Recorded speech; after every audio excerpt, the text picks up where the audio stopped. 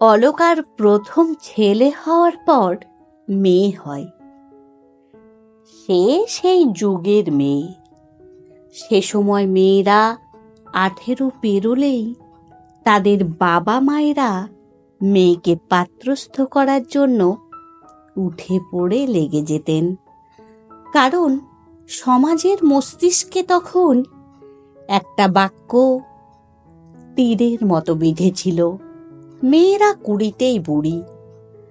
তাই অলকার উচ্চ মাধ্যমিক পড়ার সময় থেকেই তার জন্য পাত্র দেখা শুরু হলো। আর উচ্চ মাধ্যমিক দেওয়ার পরেই তার বিয়ে হয়ে গেল তাপসের সাথে।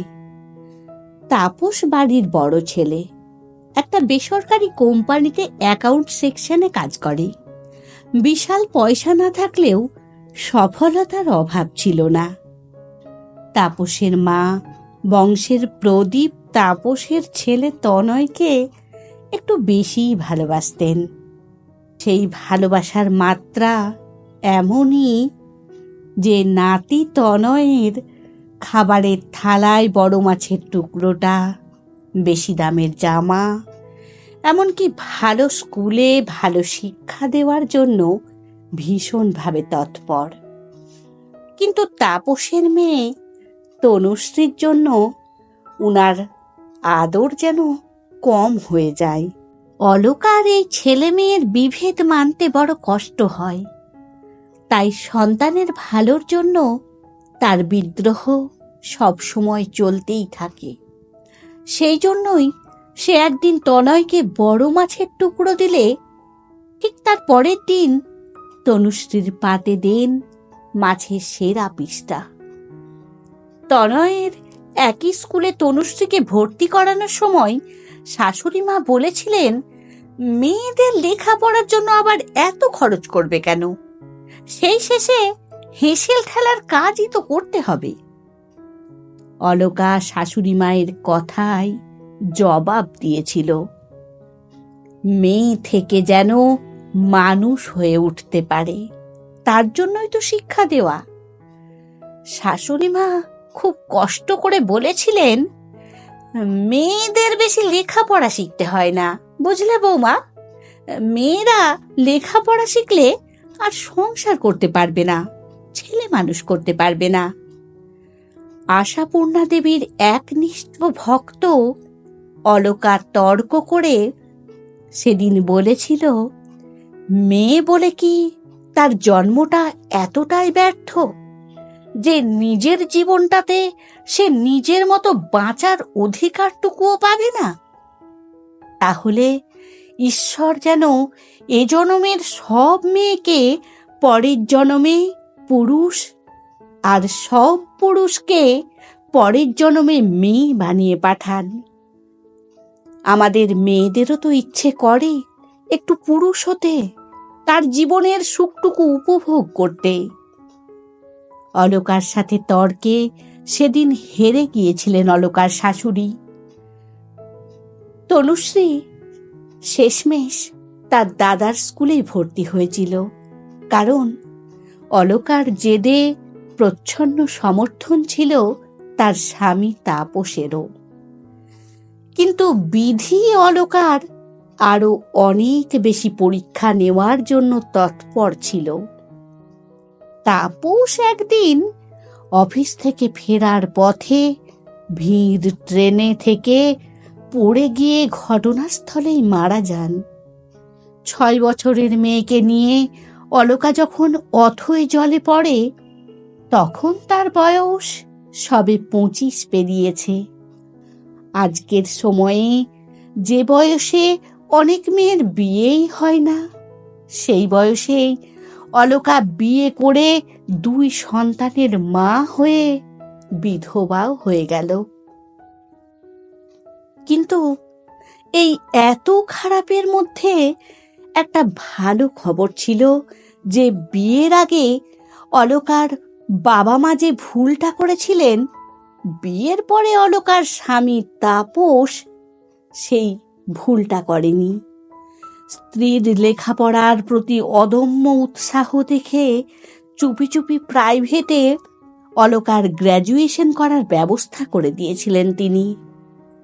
তাই স্বামীকে হারানোর পরেও অর্থাভাব খুব একটা হলো না অলকার, কারণ তাপসের অফিসেই ক্লার্কের চাকরি পেয়ে গেল সে।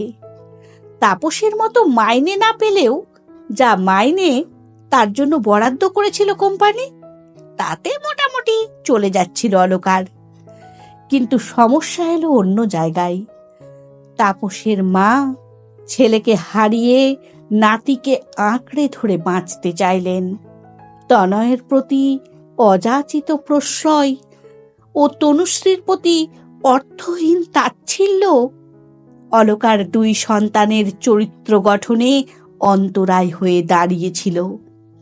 তনয়কে যেন তিনি ভাবাতে শুরু করেন যে তনয় বড় হয়ে পুরুষ মানুষ হবে, আর পুরুষ মানেই সে পুরুষ সিংহ। কিন্তু পুরুষ সিংহ যে চরিত্রে হতে হয়, আচরণে হতে হয়, সেটা শেখালেন না।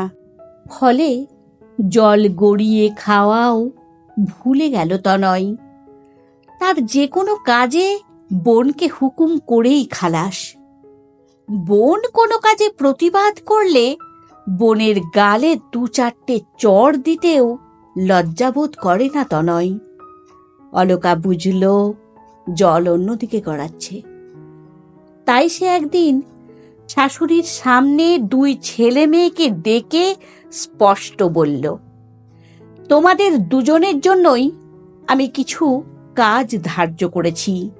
আমি চাই তোমরাও তোমাদের ভাগের কাজ যথা সময়ে শেষ করবে।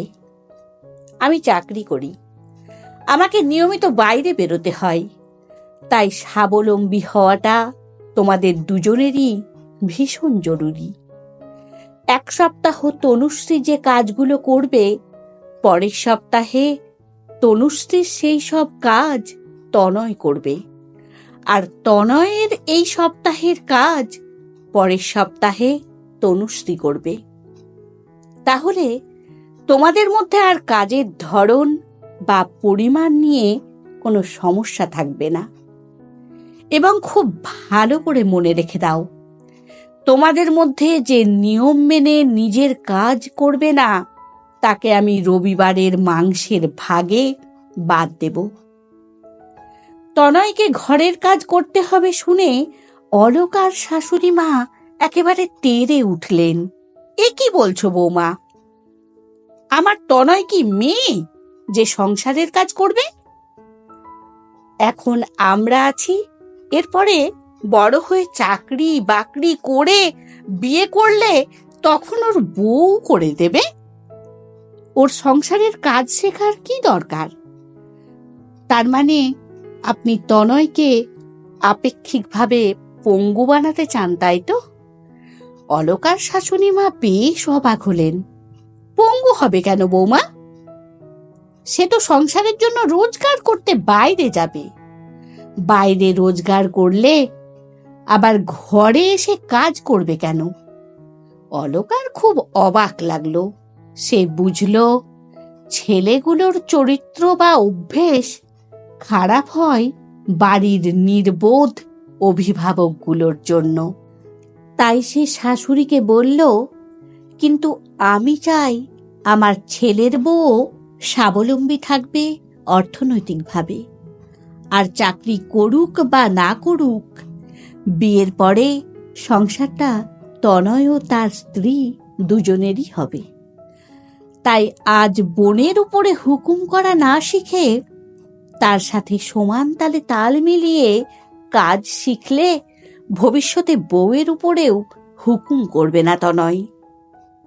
আমি আমার 2 সন্তানকেই মানুষ হিসেবে বড় করতে চাই, ছেলে বা মেয়ে হিসেবে নয়। কিন্তু অলকার শাশুড়ি সে কথায় কর্ণপাত করলেন না, প্রশ্রয় দিতেই থাকলেন তনয়কে। অলকা বুঝল সন্তানদের মানুষ হিসেবে বড় করতে হলে শাশুড়ির সাথে একই ছাদের তলায় থাকা যাবে না।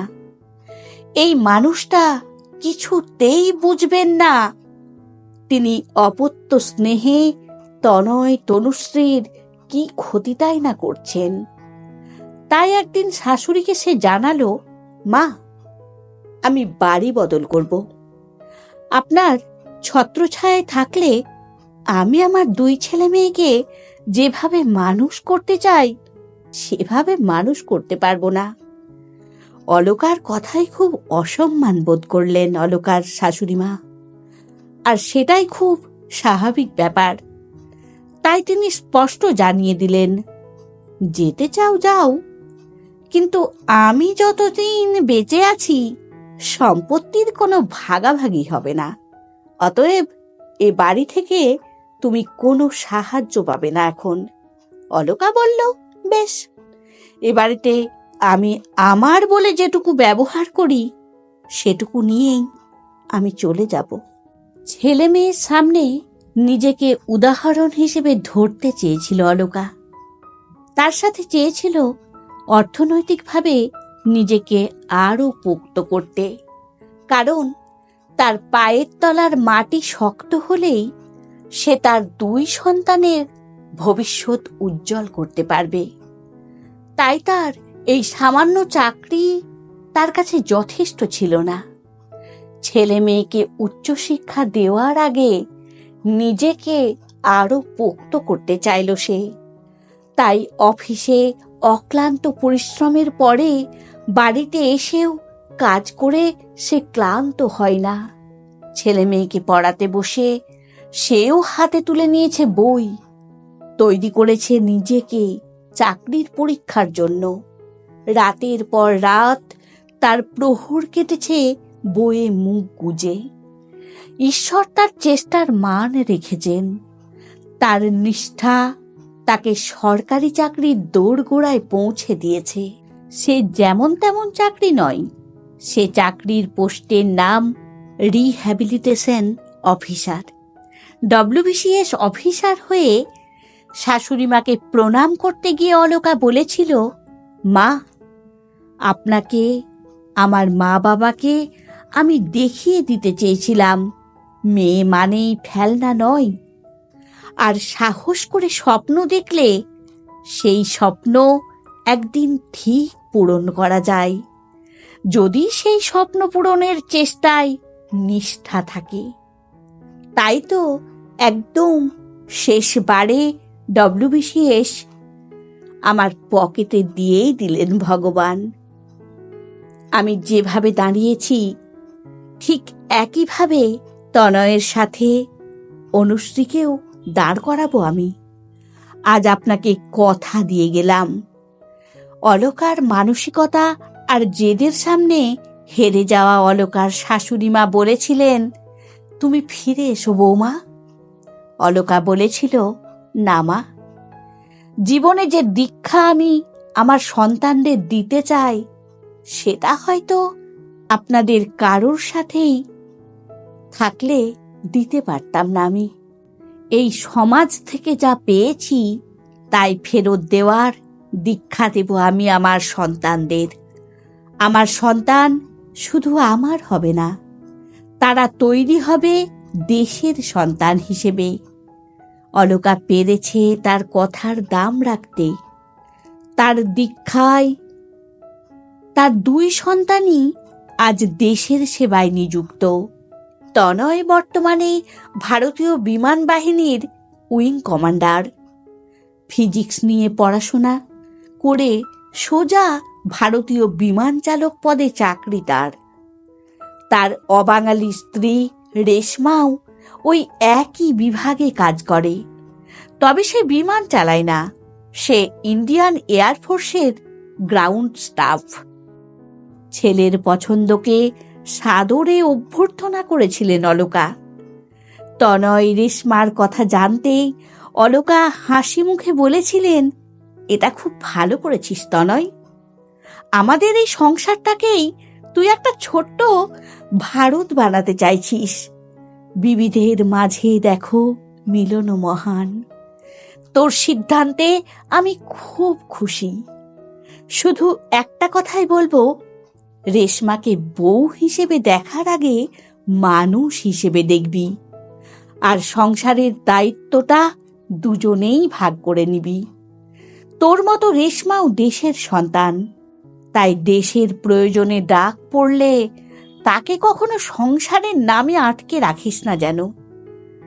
আর অলকার দেওয়া দীক্ষা নিয়ে যে এতক্ষণ গল্প বলে যাচ্ছিল, সেই তনুশ্রী এখন WBCS অফিসার। তার জয়েনিং অবশ্য রেভিনিউ অফিসার হিসেবে। রিটায়ার্ড ডিস্ট্রিক্ট ম্যাজিস্ট্রেট শ্বশুরের সামনে বসে মায়ের গল্প করছিল তনুশ্রী। সারা বছর বাড়ির সবাই কাজের সূত্রে বিভিন্ন জায়গায় থাকলেও দুর্গাপুজোর সময় বর্ধমানের বাড়িতে সবাই একত্রিত হয়।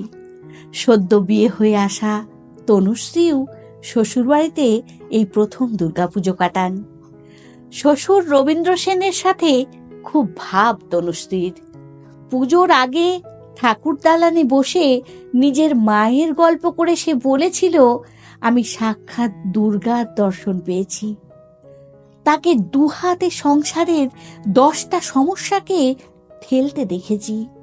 তার দেওয়া শিক্ষা, তারই দেওয়া দীক্ষায় আমি আর আমার দাদা ছেলে বা মেয়ে নয়, মানুষ হয়ে উঠেছি।